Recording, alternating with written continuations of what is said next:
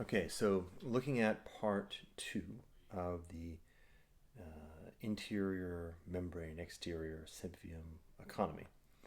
And before going into the relationship with the exterior and the membrane, it seems like it might actually be really important to do a little bit of clarification on a few things that I think have, at least occasionally, shown up as misconceptions on the notion of the civium.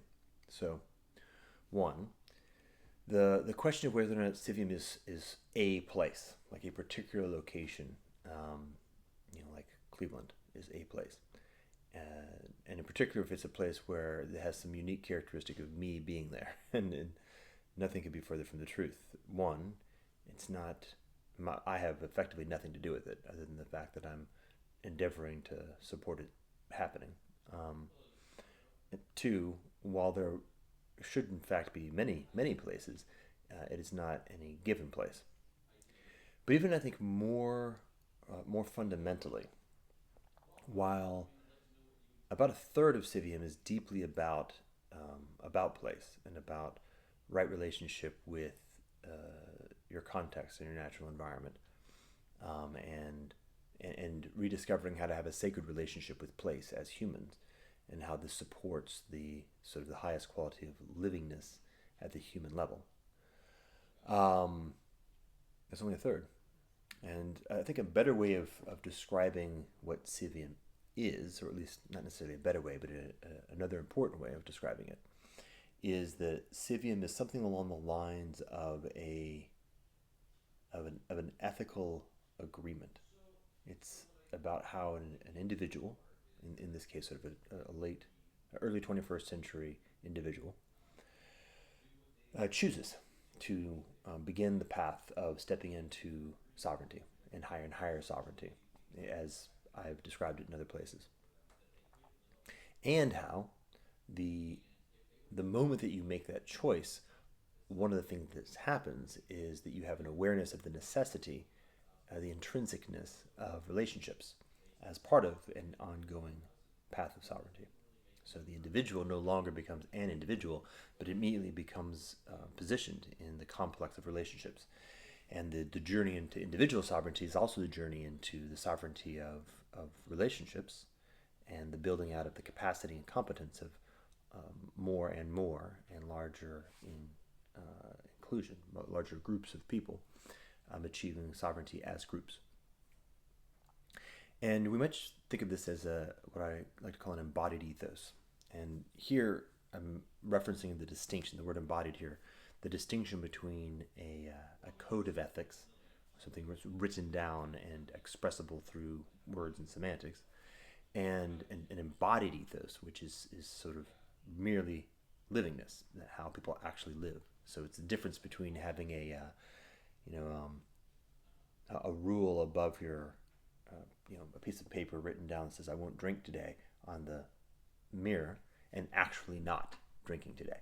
Right? The actuality of it, the living in reality through the principles and values that you've chosen.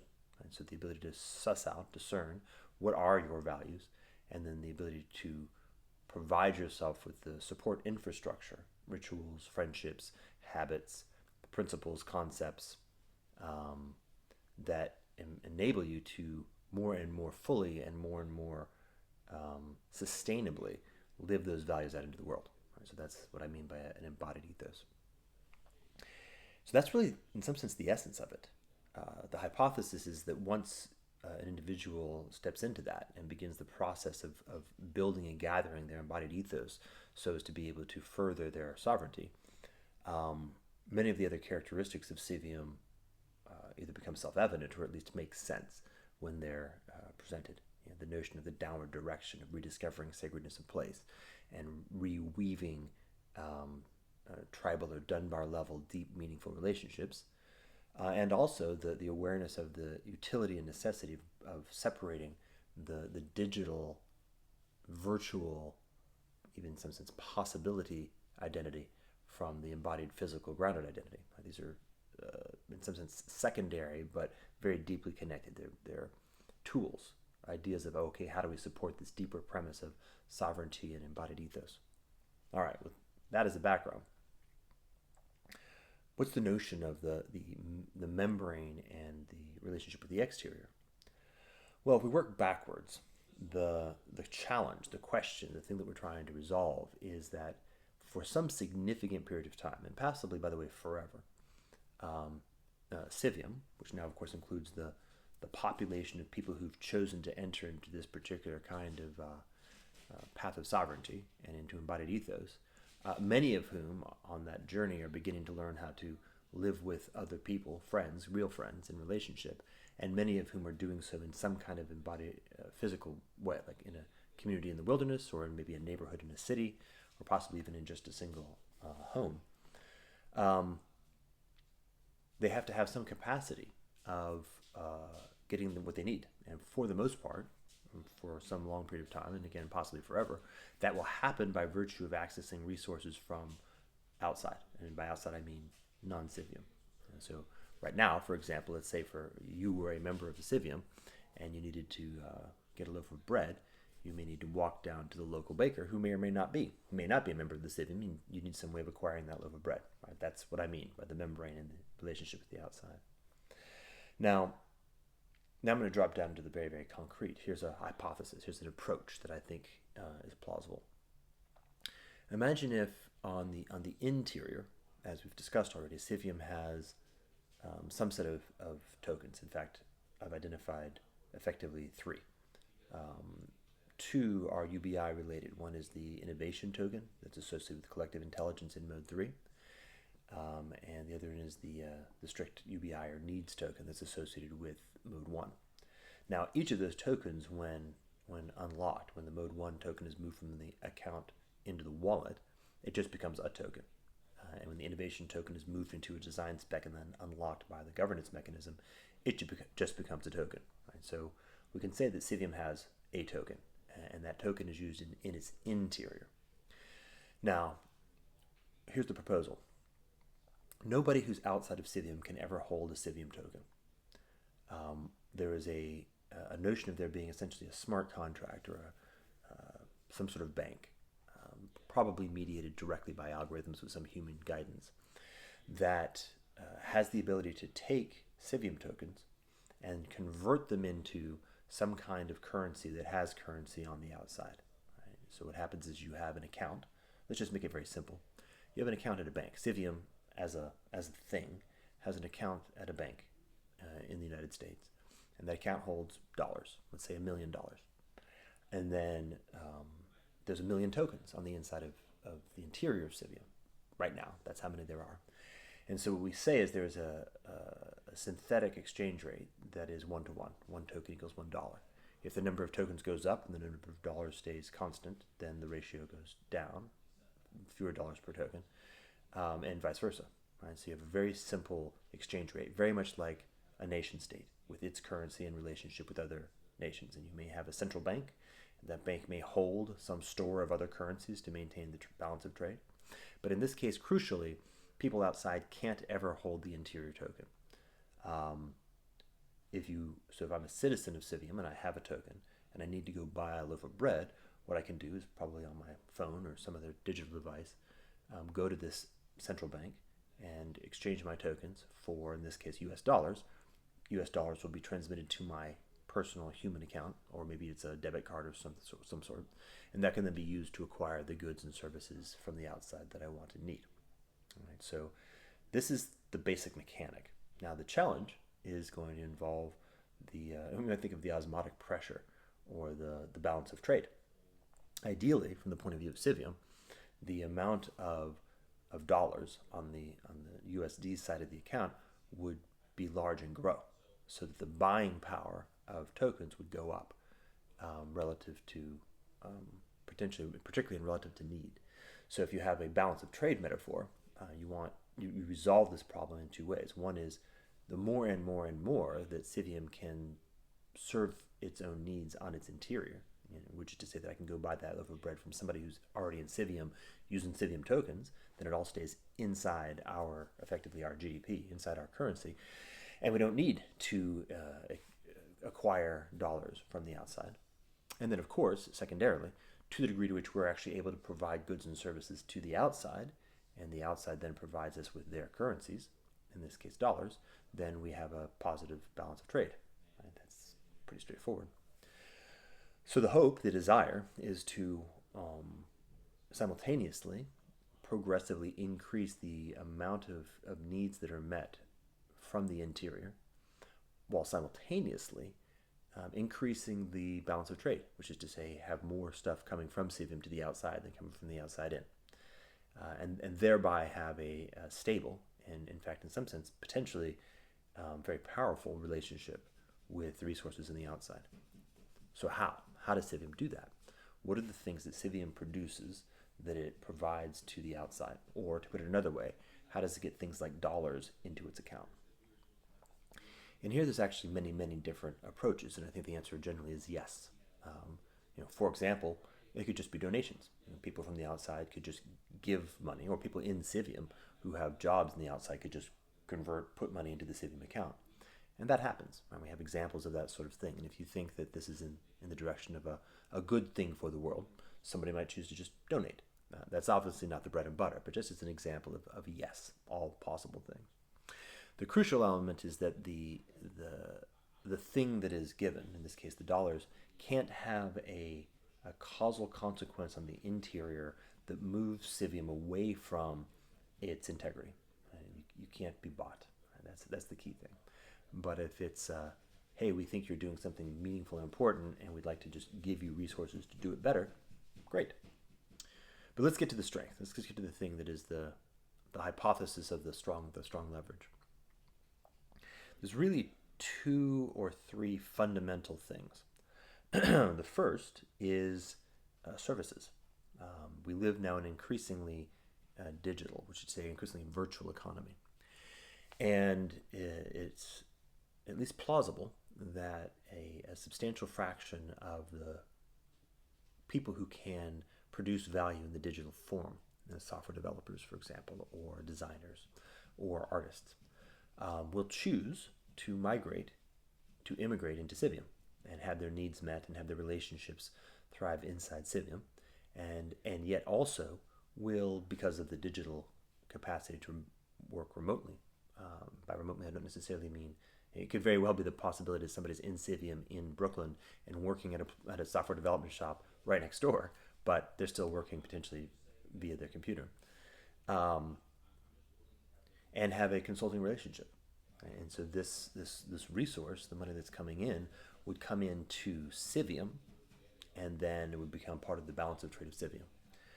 Now think about that. This is like like a consulting company, like McKinsey, for example, or any other broad-based consulting company, where you get paid your salary, and maybe a bonus, and then you do work, and the value that you generate doesn't come to you; it comes into the entity that then ideally, hopefully, does some kind of good job with it to ensure that your ability to get what you need is maintained over the long term. Right? This is the difference between being a private contractor, just eating what you catch, and somebody who works at a firm. Right? The idea is that by spreading the work across a larger field, while you may not get 100% of a really big deal that you did, if you're not working, you still get to eat.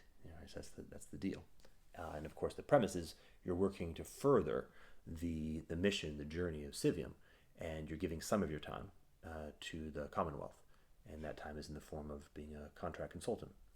Now, you might imagine that other people in Civium who aren't necessarily their vocation is not to provide that kind of work, might be particularly good at things like finding work, or negotiating deals, or negotiating contracts, or following up, those kinds of things. And so there's a portion of the time of people in Civium is to find how their skill set can contribute to the success of this particular piece of Civium as a whole, providing value to the outside.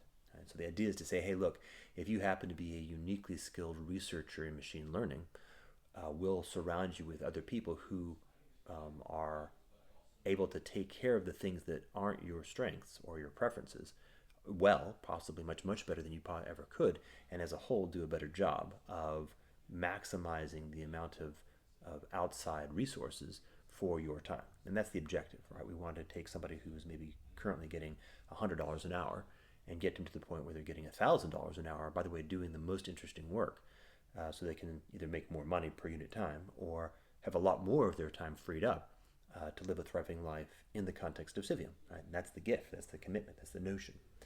And in this way, it's an awful lot like just, maybe the 70s notion, but the mid-century notion of the way that an adult in a family works. The idea is that you go and work and you give some of your time to the outside economy to bring resources, to make it possible for resources to be available to your family. And then also you live in a family, and that's where your meaning resides, that kind of an idea.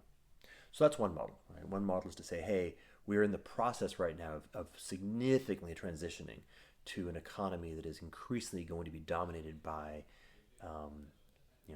people who have creative capacities to deliver value in the virtual domain. And the hypothesis is that Civium will be more attractive to those kinds of people and more conducive to their ability to generate value from their interior, meaning they'll be more capable of engaging in creative collaboration in general. And Civium will also be able to surround them and support them in good faith with people who will help them get better work, more interesting work for more money, in a way that doesn't cause them to have to do that job themselves. Okay, so that's one. And in principle, that could be a very large amount of money. The markets that are opening up all over the place that have to do with remote work are significant, and it could be a more than enough balance of trade to acquire the more atomic goods and services that are going to be harder to develop, things like flour and gasoline. But then there's two. The second has to do with innovation. Again, right, if one of the premises of Civium is that its own interior is in many ways designed to further the basic progression of how we have learned how to do a better job of engaging in collective collaboration around innovation, then that innovation can be made available to the exterior as well, sometimes and under certain terms.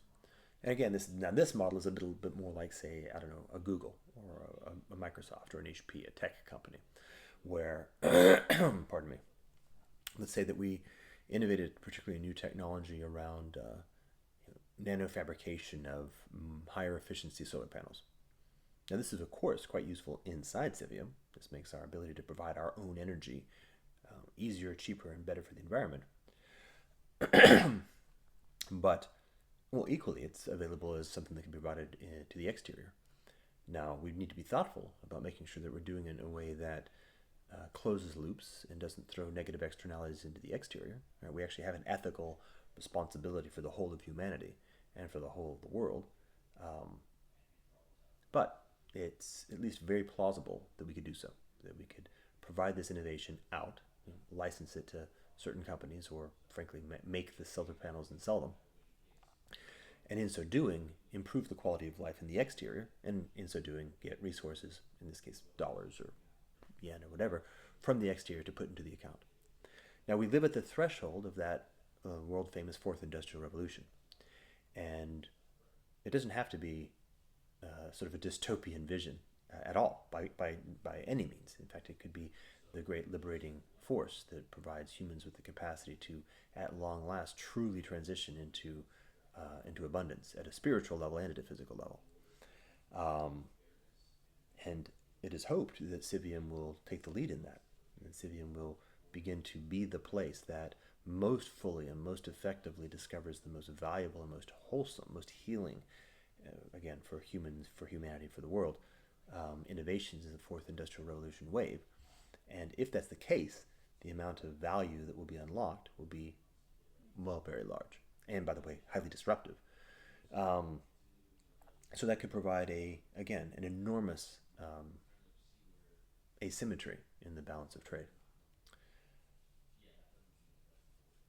And let me just throw the third one in there, just to make sure we got closure. The third one has to do with the emergence of decentralized finance.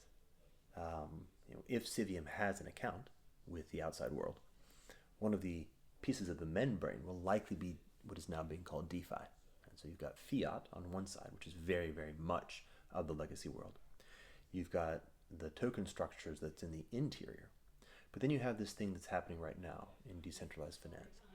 Now, it's not clear to me exactly how much of the existing crypto, blockchain, DeFi, etc. tech stack will actually be intrinsically part of Civium. Some, all, hard to say. But it certainly will provide an intermediary. What I mean is this. As I learned yesterday, what used to be just called finance is now being called trad finance, and I take that as a little bit of a slight. Trad finance has no idea what they're getting themselves into. The capacity of the collective intelligence that is in fact right now in real time being unlocked in DeFi is going to eat them. Software is eating the world. DeFi is going to eat TradFi. And again, one of the things that happens in the context of DeFi, or can happen, is a move away from what you might call crony capitalism, which characterizes most of TradFi, which is it's not what you know, it's who you know. Asymmetric advantage of being the source where credit is funded. After Bretton Woods, banks are the place where money is created, and that just gives you an asymmetric advantage. And then leveraging that advantage, various kinds of relationships. Do you know the CEO at this company? Do you know how to gather the 5 or 10 wealthy people who can pool the money to finance the project, which is going to have the asymmetric returns, that kind of a thing? Like, much of what has happened over the last 50 years in TradFi has been a game of the rich getting richer, and largely not even just on the basis of just straight capital, but on the basis of relationships. Who do you know? DeFi, particularly if it's actually decentralized, there is no identity. There is no notion of knowing who you know. It's largely going to be driven by actual straightforward performance, measured instantaneous moment to instantaneous moment, and probably broadcast quite transparently. And we're already seeing that to some extent. Now, of course, whales got a whale, and much of what's happening in the blockchain space is entirely inorganic and entirely driven by whales conspiring to pump and dump, of course. But there's a nodal point, there's an attractor in the DeFi space that is actually driven by COS theories, right? Straight performance and efficiency in the computational sense. And again, to the degree to which Civium provides a milieu, an environment, a context, and relationships that simply improve creative collaboration, improve performance, we might expect that performance would particularly be improved, or would be notably improved, in the DeFi space. So you would see better trading strategies. You would see new and novel technologies and new AI algorithms that do a better job, that kind of stuff. And so playing the game that is the sense at the very heart of the outside world right now, the game of international finance at the top of the stack of capitalism, may in fact be the joint point where Civium specifically outcompetes the best that Game A has to offer, and thereby grows the assets that are sitting on its side of the balance sheet in the kind of one of the oldest games in town. All right, so given that notion, that set of characteristics, you've got yes, everything, and you've got the two primary modes, and you've got this third little piece in the end that might prove to be decisive if you don't know. The hypothesis is that if Civium can do a good job in steering and governing its own production of tokens, and do an even better job of using things like synergistic satisfiers in the well-being economy to meet the needs of citizens with less and less necessary recourse to resources from the outside, and if Civium can do a good job of providing value through services and innovation and better finance to the outside, then what you might see is a very significant balance of trade advantage, i.e. there will be $100 million in the account and 1 million tokens. To wrap things up, let's see. So we have a context where the approach of Civium has generated a significant balance of trade, where we have a capacity to pull more resources out of the outside world and put it into our account than we need. We can actually begin to pick and choose what kinds of resources that we actually want to pull, and in fact, in many cases, pay a premium to orient towards those activities in the exterior that are most fully in alignment with our values, and begin to actually shape through the market forces that so significantly determine how things happen in Game A, the kinds of things that are upregulated. Now, there may in fact be a pivot point there. There may be a tipping point where, as Civium grows in its interior, start imagining that you've got, say, 100 million people or 1 billion people living in this new Civium modality, and increasingly, very, very much able to fully meet their needs from things that are happening inside Civium. Those things that are happening on the outside of Civium will only be resourced, at least from Civium, to the degree to which they're actually effectively fully in alignment with the stuff that Civium considers to be like good ways of doing things, wholesome ways of doing things. And so you can begin to see changing of shapes. You can begin to deploy those resources to do things like acquire very large tracts of wilderness and returning it into regeneration, whether or not people are living there at all. Those are the kinds of things that you can begin to do when the balance sheet starts to really grow, and Civium is able to very easily meet its needs of its interior while still being able to acquire resources, in this case dollars, money, from the exterior. It can begin to deploy those resources in an increasingly strategic way to be able to take more and more of the whole of Gaia, the whole of the world, into its orbit of care. All right, so that's it for part 2. So we have a conversation about at least a proposal for how the interior might work, and a conversation of a proposal of how the interior and the membrane might relate to the outside. And I think that's as much as I'm going to do on the nature of the Civium economy for the moment. There's some other content out there that I may import. I'm going to try a trick to do that. Conversations in the Stoa around the commons that I think fundamentally are also part of the Civium story.